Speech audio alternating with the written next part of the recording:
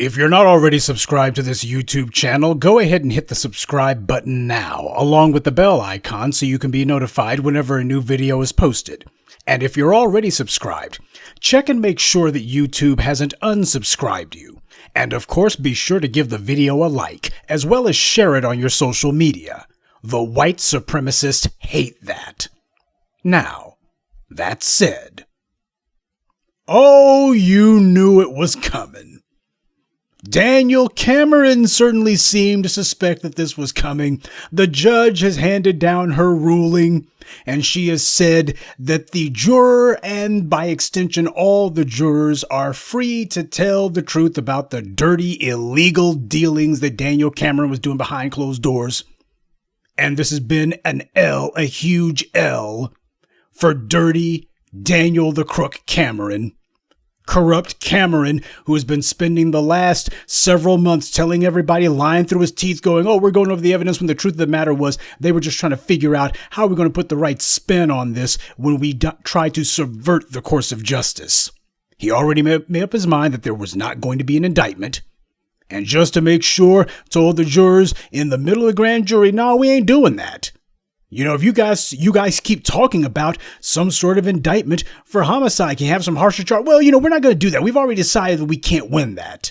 Now, when you got the DA telling you that here are the only charges he's willing to accept, and when you tell him, well, how about these other charges? And he goes, well, I don't think that we can win those, so that's why we didn't present them to you. And you start asking him for information, saying we need to be hearing about more of the recorded information. And they tell you, well, we don't think we got time. They were fighting the grand jury every step of the way because this was an operation meant to get the grand jury away from an indictment, meant to bury the murder of Breonna Taylor. And to do it in the grand jury so that he could hide behind the secrecy of the grand jury process. That way, Daniel Cameron figures he has collaborated in the perfect crime. But apparently it wasn't so perfect. The grand jurors apparently couldn't be cowed into silence. But Daniel Cameron had to have known that this was coming. Certainly, he surely suspected that the judge was not going to be inclined to go along with the cover-up. Because for the last week or so, Daniel Cameron's been trying to drum up some phony baloney sympathy for himself. He's been a regular fixture on right-wing hate radio and Fox News telling everybody that, oh, I'm so put upon. Yeah, what a tangled web we weave when first we practice to deceive. Then after that, when he realized that, your hood pass got revoked. We see you. Then he started saying, I've had to hire security. Apparently, he thought to himself that this was going to get him sympathy. The only thing that it got him was jeered and laughed at. I mean, the only threat in Louisville to anybody happens to be the thugs in the Louisville Police Department. So Daniel Cameron getting security, someone should tell him, you're in real danger now. If you got the cops protecting you, as much as they kill black people, hell, you're in more danger now than you ever been, idiot. And of course, now that he saw that failed, just today he announced some completely asinine maneuver that he intends to sue Google. Of all things. Now, while everybody's telling him you need to be prosecuting Breonna Taylor's murderers, he's instead trying to send up a trial balloon to the Republicans. That's what this is. He's going to sue Google. And sue them for what? He's suing them as a distraction. He could give less than a damn about any sort of antitrust anything. This is Daniel Cameron desperately trying to get the attention of the Republican hierarchy and let them know, hey, I'm taking on water here. I got the grand jurors, and that means the public at large who are against me. And the courts, they're not willing to take the hit for protecting me, so I know how much you guys hate those tech companies. You hate those companies that deal with social media, like Twitter and Google, which owns YouTube. So I'm going to take part in trying to sue Google as a way of showing you guys, don't forget about me. Don't forget about me. That's what this is. This is a cry for help on Daniel Cameron's part. This is an SOS in capital letters. Daniel Cameron's making it known, hey, I'm swinging in the wind out here. You guys don't forget about your buddy. Don't forget about your little bootlick Daniel. Don't forget about me. I need help over here. This is what Daniel Cameron's been doing because clearly he has been anticipating that the court might be inclined not to go along with his phony baloney measures that he was putting forward to try to silence the grand jury, because that's what he was doing as of last week. Oh, he was filing all sorts of idiotic stays, telling the judge that you need to make sure the grand jury stays silent. You got to protect me. And if you're not going to protect me, at least give me a chance to try to appeal, because I know there's some Republicans and right-wingers who the Republican Party is stuffed into the appellate courts who will protect me. So if nothing else, you need to give me a chance to get to some of them so that my illegality stays hidden. But the judge said, nah, you're going to have to do your own dying and your own time on this one. So Daniel Cameron decided that he would put forward a save face, what little face he's got left, statement today, saying, I disagree with the judge's decision, but will not appeal it. Gee, how differently he talks today, because the thing is, he knows he can't appeal it. If the judge refuses to issue a stay, then hell, before you can even get to a courthouse to try to file some sort of appeal, the grand juror in question is already going to have a statement through their attorney sent out to the media, and that's exactly what happened. The grand juror spoke through their attorney, saying, quote, the grand jury was not presented with any charges other than the 3 wanton endangerment charges against Detective Hankinson. The grand jury did not have homicide offenses explained to them. The grand jury never heard anything about those laws. Self-defense or justification was never explained either. Questions were asked about additional charges, and the grand jury was told there would be none, because the prosecutors didn't feel they could make them stick. The grand jury didn't agree that certain actions were justified, nor did it decide the indictment should be the only charges in the Breonna Taylor case. The grand jury was not given the opportunity to deliberate on those charges and deliberated only on what was presented to them. There you have it. Because Daniel Cameron lied and said, oh, they had all of that explained to him, and why they decided that homicide charges were not warranted. They agreed. Why the grand jury agreed that homicide charges were not warranted. Then when the grand jurors spoke out a couple of weeks ago, Daniel Cameron immediately backtracked. Well, okay, maybe I didn't exactly tell them about it, but you know, we weren't going to bring it anyway, so it didn't matter. And that's the point that he was trying to hide. He wanted to make it seem like, oh, this is the grand jury, so if you're going to get mad at someone, get mad at them. The grand jury being used as a political shield for corrupt prosecutors to hide behind. But the shield gave way, and now he's taken the heat. And as of today, well, Daniel Cameron, who was so eager to get in front of the cameras, now he's hiding behind his press secretary. He's just sending out a little anonymous emails. You can't find the little bastard. Now, all of a sudden, he's not so eager to jump in front of the cameras. So he's not being virtuous by saying, oh, you know, we're not going to appeal. Stupid, you can't. The cat's already out of the bag. An appeal would mean absolutely nothing. The entire purpose was to make it where the grand juror could not speak. And now that you got one of the grand jurors who's spoken, I suspect that the others are going to look and decide, you know what? We got to tell the truth about the illegal maneuverings that Daniel Cameron did with the grand jury as well. Because when you look at what happened, it's just a freaking rundown of all sorts of illegal measures geared toward manipulating the grand jury. He did not present them with evidence that they asked for. When they asked for evidence, he decided, well, we're not going to give it to you. They fought the grand jury every step of the way. This was a pre-planned, rigged affair, top to bottom. Murder is what happened in the case of Breonna Taylor. She was murdered. And Daniel Cameron has done every illegal maneuver that he can to make sure that Breonna Taylor's murderers are never, ever brought to justice. That's what this is about. And I think that it bears noting that when Daniel Cameron filed his little motion to try to silence the grand juror and to his half-baked attempt to try to say, you should wait until I file an appeal first so I can find some sympathetic Republicans who will help cover for me. In his little motion, one of the things that in fact, the main thing that he cited was the grand juror who sued Bob McCullough in Ferguson after the Darren Wilson fiasco.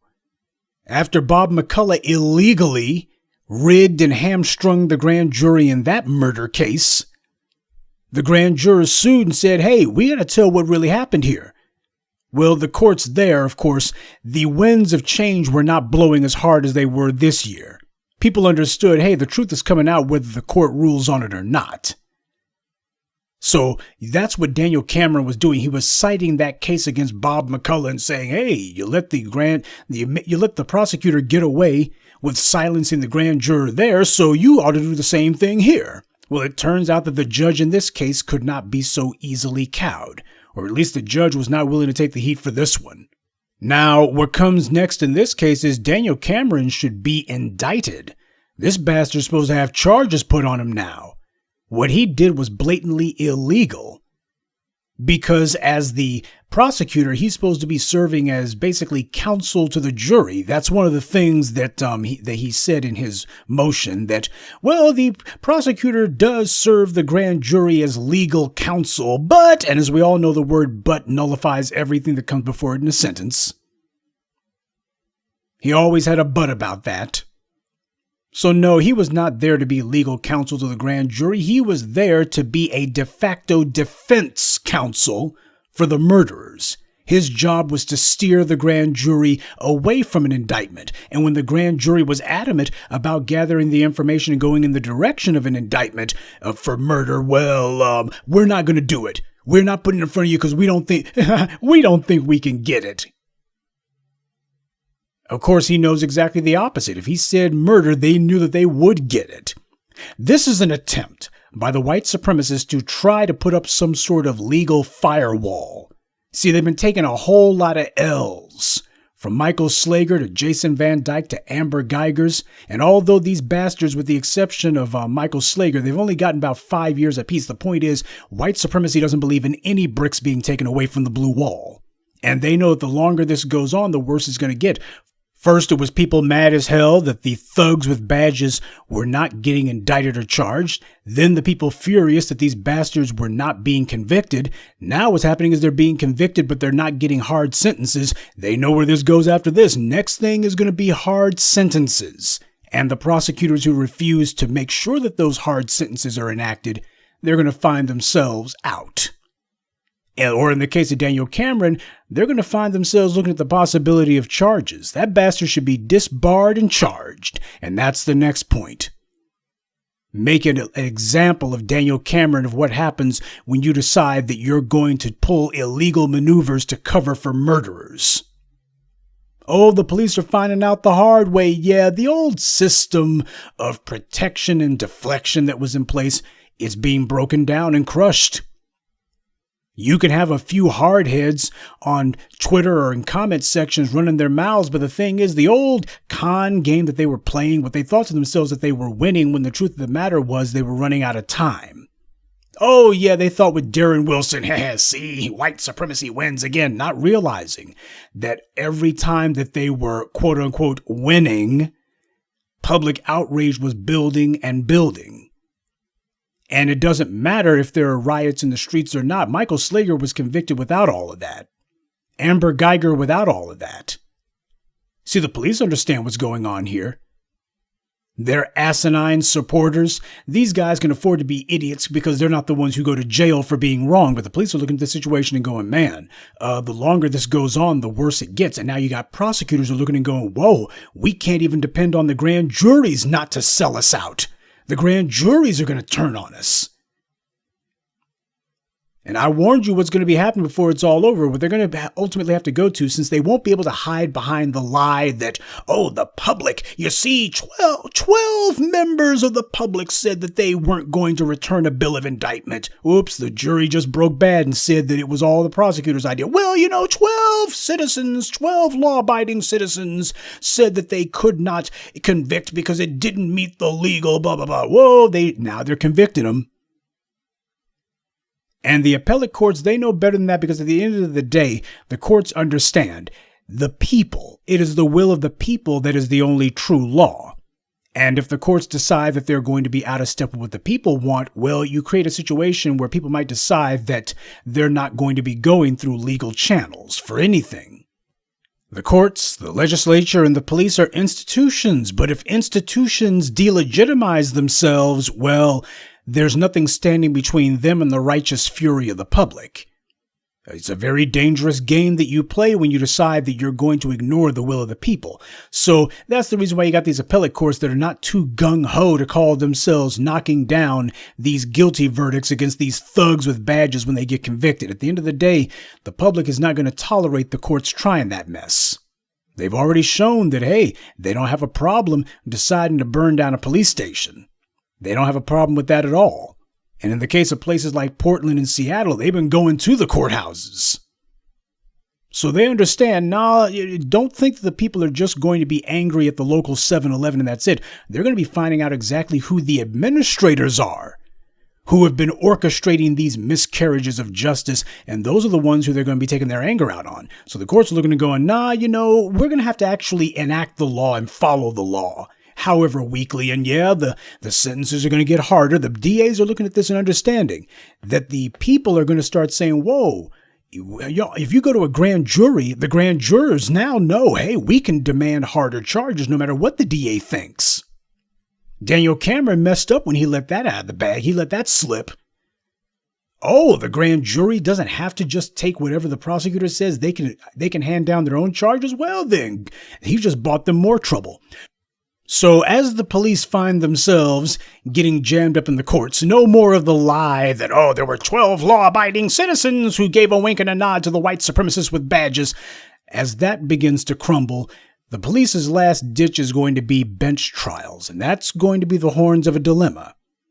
Because every judge that decides, I'm going to ignore the law so I can protect these killers, that's going to be a judge who's going to get the Aaron Persky treatment. They're going to find themselves unceremoniously booted off the bench. Now, this matter is by no means closed, far, far from it. But the fact that this has happened, this is important. Because this proves exactly what we said about Bob McCullough in Ferguson. That's the reason why Daniel Cameron cited the McCullough case. He cited the murder of Michael Brown. He cited that in particular because he was given a wink and a nod saying, hey, you got to circle the wagons for me. You know how this is supposed to work. And it's the same thing that happened with Daniel Pantaleo when he murdered Eric Garner. These grand juries have not at all been sitting there saying, how do we let the cops off the hook? What happened was you had the prosecutors who went behind closed doors and said, hey, don't indict. You don't have to indict. Well, we're not bringing murder charges, so if you're thinking about telling us that we should indict them for murder, just so you know, we don't think that there's anything there, so we ain't doing it. So we're not doing it. That's why we didn't bring it. As far as we're concerned, there's no case there. And when you got the DA telling you that he's not going to bring murder charges, what you understand is, okay, the DA just got through telling you that he refuses to do so, that he would not even bring that to trial. As far as he's concerned, he ain't going to give it the old college try. He is against it. This is not a matter of he doesn't think he can get it. What he's telling you in no uncertain terms is, I don't want to indict, and you better not try to tell me that I can. You better not try to make me do so. Evidence, hey, I'm making it clear. When the DA's fighting you every step of the way, he's delivering the message loud and clear. When the Attorney General of the state is fighting you every step of the way and saying, no, we can't bring you this evidence. You can't admit this. We're not bringing that. We're not putting that on the table. He's making it clear. I want a predetermined result. I don't give a damn what the law says. I don't care what the evidence says. I don't care what the facts are. The police lied to get that search warrant. They told a bald-faced lie, claiming that postal inspectors had tipped them off to suspicious packages being delivered to Breonna Taylor's address. When you find out, the postal inspector said exactly the opposite. But Daniel Cameron claims, we never actually looked at the circumstances under which the search warrant was obtained. That's weasel words right there. Never looked at the circumstances? He didn't say we didn't actually see the search warrant. He didn't say we never asked whether or not the search warrant was accurate. He talked about the circumstances under which it was obtained. Well, what does that mean? He never asked who actually applied for it. That's a phrase so vague as to mean anything. It's weasel words from a man who clearly isn't smart enough to be playing that game as he's shown us. With the grand jury saying that, and they agreed. I said that these white supremacists who murdered Breonna Taylor shouldn't go to prison, and the grand jury agreed. He's not smart enough for the little weasel word game that he's trying to play. He's not smart enough to pull this off. But what has to happen next is the folks in Kentucky, especially in Louisville, they need to make it known. Daniel Cameron must be indicted. You got to make an example out of him, the kind of example that all the prosecutors are going to see and understand. Two things are going to happen when you refuse to punish the police. First of all, you're going to find yourself in the public eye and not in a pleasant way.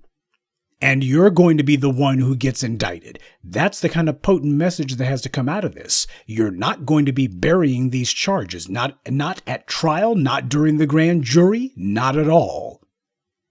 If the public says the bastards get indicted, that's the end of it. Daniel Cameron's problem was not that he didn't think that he could get a conviction, or not that he didn't think that it would hold up. His problem was he knew it would hold up.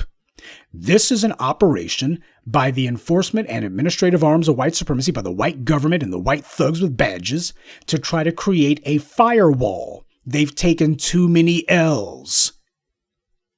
Every one of their defeats has fueled the next defeat. The public now has a clear and aggressive expectation that when the police murder a black person, at the very least, that bastard better go on trial. And more importantly than that, you may not be able to get them life, but they better do some time. What that means is they're a felon and they'll never, ever get behind a badge again. There are going to be a lot of things they can't do ever again. The public has an expectation that these thugs with badges are supposed to be punished. And this is about trying to push back and show, yeah, we're doing this in your face. Nah, forget about it. You might have thought that you had us on the defensive. Well, we're ready to die on this hill. That's what this was supposed to be. It was going to be blatant. Everyone would know exactly what it was, which is the entire point. The entire point was you would know that this was an illegal miscarriage of justice, an illegal refusal by a prosecutor who was illegally refusing to carry out his duties. His duty is to punish criminality, and he was going to show, nope, we're making it very clear how we're just going to come out and declare we ain't doing it, period. We're putting aside the pretense. See, the problem was the pretense. We were pretending as if, oh, well, we carefully considered, nah, you need to know, well, as soon as they kill one of you niggers, there's not going to be any punishment. We're going to push back hard so you know. So we're putting this in your face. We're throwing this in your faces. Yeah, this is illegal. We aren't doing it. It's unconstitutional. It's immoral. We're lying through our teeth, and there's nothing you can do about it.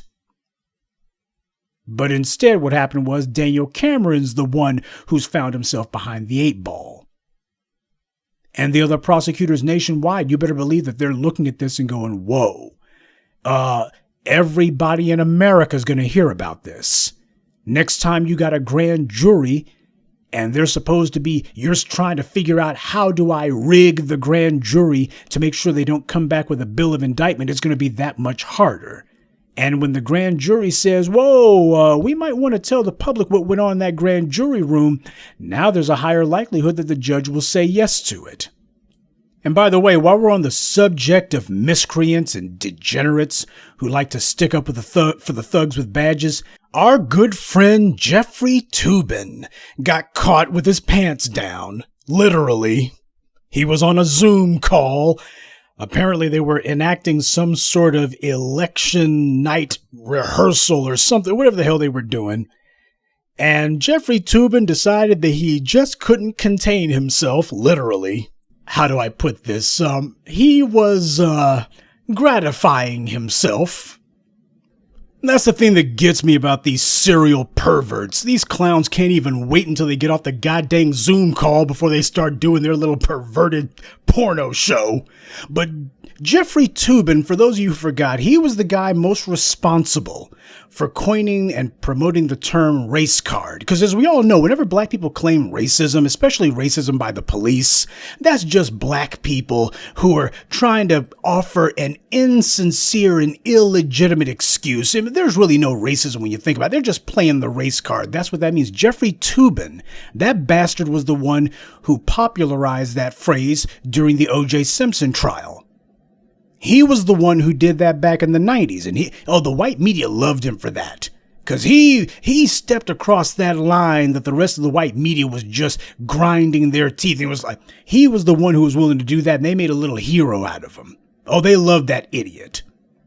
And for the last several years, whenever a black person has been killed by a police officer, Jeffrey Toobin would be the guy on CNN, and CNN would beam and strut when they would bring Jeffrey on, old Jerkum Jeffrey, so that he could say, well, the reason that they're not getting convicted is the public just believes the police. They trust the police. You know, the juries, they just trust the police. That's what it is. You know, what can you do? Obviously, the public has rock solid faith in the police. He was just singing the cops' praises. Everybody's looking and going, nah, this was rigged. He knew it was rigged. He knows damn well what was going on, but that's the point. The point was he would feel like, yeah, you niggers, we're putting you in your place. Well, Jeffrey Toobin has now been exposed, literally. And this clown, he's been suspended from whatever little media job he had at the New Yorker or wherever the hell he was scribbling for. But the thing is, we've always known that racists like Jeffrey Toobin, and he is a racist, we've always known that these clowns are lousy excuses for human beings, but now we know that in addition to not having a good grasp of the law, Jeffrey Toobin couldn't even be bothered to learn proper netiquette at that. Come on, do you? For God's sake. I mean, what the hell was so important that he just had to start diddling himself on the call? He couldn't even wait till he got off the freaking call. He must have had like 2 or 3 Zoom windows open for whoever this other party was that he was performing for. But that's Jeffrey Toobin for you. So this week we've had a number of these white supremacist apologists and collaborators and accessories after the fact, the cheering squad for the thugs with badges. They're getting exposed, literally in the case of Jeffrey Toobin. These clowns have taken a number of L's today. And Jake Tapper, he can go ahead and be salty all he wants because O.J. Simpson decided to bring it up. But the truth is, Jake Tapper, there's another white supremacist racist piece of trash. The way that Jake Tapper came running to the rescue for old Jerkum Jeffrey Toobin, I'm looking at Jake Tapper and going, maybe you got a couple of Zoom calls that you're trying to keep under wraps. As far as I'm concerned, we need to see the video of Jerkum Toobin, who, his little moment of indiscretion. I think that the public has a right to know, just to see if it's as bad as people think it is. The public has a right to know. The last few weeks, we've been demanding to release the grand jury transcripts for the thugs in Louisville's grand jury. We've been demanding, hey, release the grand jury recordings. Release those recordings. Well, I think that we should be able to see that recording of this little Zoom call with Jerkum Toobin and see whether or not it's as bad as people think it is. I mean, you know there's got to be a freaking copy of it. For God's sake, the public has... Inquiring minds want to know. After all, Jeffrey Toobin, he's a good moral man, right? Wrong. This guy's been a creep for a long damn time, by the way. He has been a well-known established pervert for many, many years. Most racists are. All white supremacists are perverts. They're all degenerates. Every single one of these anti-black racists like Jerkum Toobin and Jake Tapper, these clowns are all a bunch of perverts and degenerates of the lowest rank. That's part of the reason why they're as thick as thieves. They got some sort of mutual protection racket going. And Daniel Cameron, he's no better and no different than they are. But keep in mind, family, what's happened this week, as far as the grand jurors speaking, that's fine, but we got to keep the pressure on these bastards, and part of that happens to be making sure that Daniel Cameron gets indicted. It is not enough for him merely to be off this case or bring in another prosecutor. No, justice ain't going to be served in this case until Daniel Cameron gets indicted for what he's done. This is illegal, what he's done. He did everything that he could to mislead the grand jury. He lied to and about the grand jury. He took every opportunity that he could to misrepresent the facts of the case. The grand jury said, we want more information. He obstructed the grand jury, told them what he had his representatives tell them what they would and would not give them, making it very clear to the grand jury, we're not doing it. We don't care what you say. And then afterwards lying and saying, well, this was all the grand jury's idea. They agree with everything that we said, when the truth is they were never given a choice of any sort. And the white supremacists are mad because they need the thugs with badges. Otherwise, Daniel Cameron won't be the only one taking a public L. If it wasn't for the thugs with badges, these white supremacists, they already know they would not even stand a chance. They already know it. So there's a lot of folks who are finding their backs put to the wall, and it's our job to make sure that they stay there. The work of making certain that Daniel Cameron is brought to justice has only just begun, but family, the work that we've put in has been crucial. It was a little over a week and a half ago when I got on the Washington Times behinds on Twitter and let those writers know, hey, you are not telling the truth about what happened regarding the circumstances of that search warrant. And that was important because the Washington Post happens to be the paper of record inside the Beltway. It's part of the, as Dr. Noam Chomsky put it, agenda-setting media. So when they start talking about how the search warrant was obtained under fraudulent pretenses, that makes it where you got a lot of the other media that sees it. And that's important. It's important to get that ball rolling. It's important to make it where the white media is going to talk about this whether they want to or not. Get on their butts and stay there. Next step is to make it very clear. Daniel Cameron must be indicted. He absolutely must be.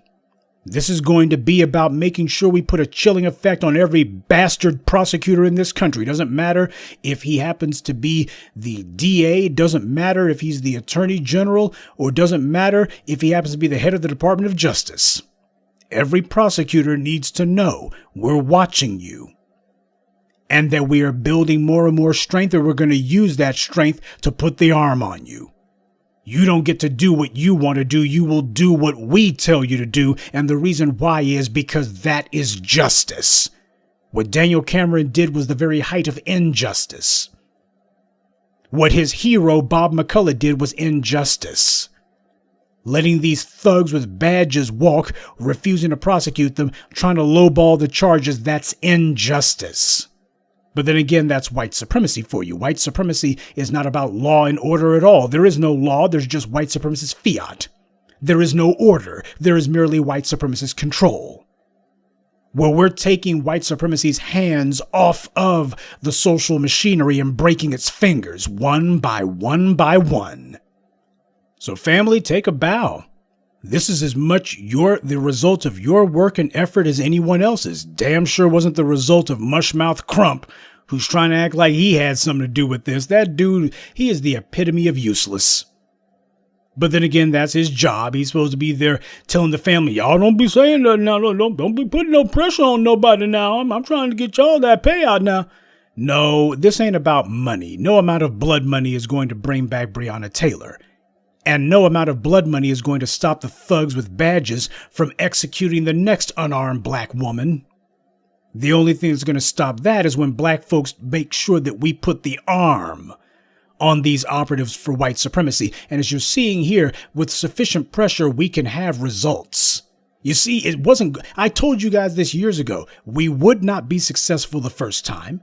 Wouldn't be successful the third or fourth time, might be successful the 8th or 9th time, we would be successful the 10th or 12th time. This is a process, not an event. It was going to be the result of cumulative effort, not some instantaneous payoff. But once we build momentum, as Dr. John Henry Clark beautifully put it, revolts and revolutions typically take on the order of 10 to 20 years to build momentum. Look what the hell we're doing as far as tangibles goes. We've been out here in the vineyards for almost 13 years. In fact, probably a little over 13 years at this point. See, this is the reason why we listen to the Grandmaster teachers. They know what the hell they're talking about. Daniel Cameron and his buddies, they thought that because they were thinking they were getting away with those previous murders, thinking to themselves, well, the public, ain't nothing happening. They were blinding themselves. They were hiding their heads in the sand because they were listening to reruns of Fox News. And, well, Sean Hannity doesn't mind lying to them because he's not the one who has to bear the brunt when the doggone firestorm starts raining down. When the hell starts raining down, Sean Hannity's head isn't the one who the fiery coals are going to land on. So he doesn't care. And that blue wall, yeah, it's starting to look a lot like a blue tomb now, isn't it? What is the difference between a blue wall and a blue tomb? Which side of the wall you're standing on? Well, Daniel Cameron has found out today what side he's standing on. Bastard couldn't even put up a defense. He can't even appeal this one. Wouldn't do any good. You're right. You're damn right it wouldn't do any good. But it's up to us to make sure this is not some one-off. The bad guys push, we push back, only we push back harder. We must be relentless. We gotta be on these bastards' necks and stay on their necks. Daniel Cameron cannot be allowed to think that he's gonna saunter off to be a lobbyist somewhere.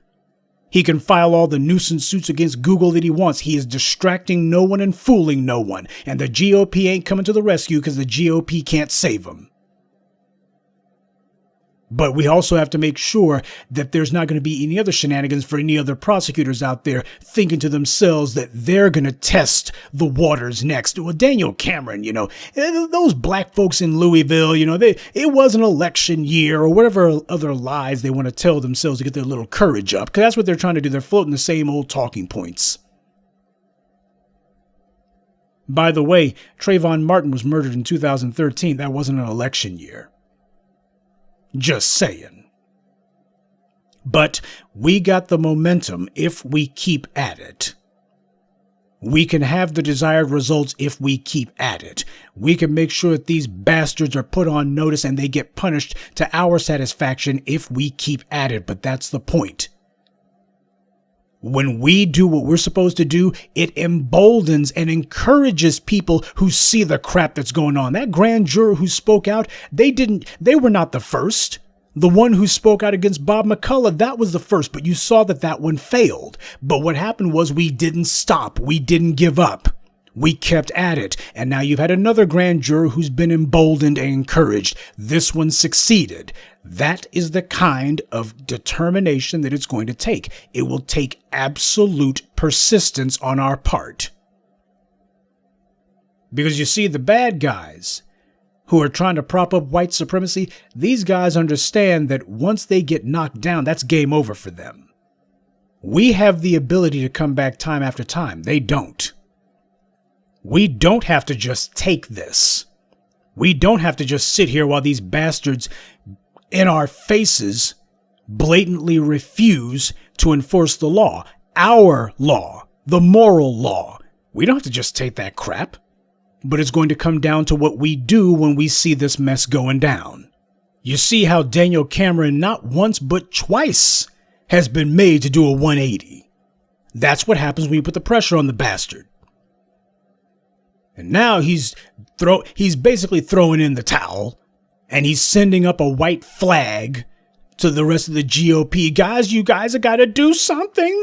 They own me. Y'all got to do something. That's what his desperate stunt with Google is about. Asking for help. But there's not going to be any help. Because the court of B1 has already rendered its verdict against Daniel Cameron. And just as he decided today that there was no point in filing an appeal, just as well, because from our ruling, there is no appeal.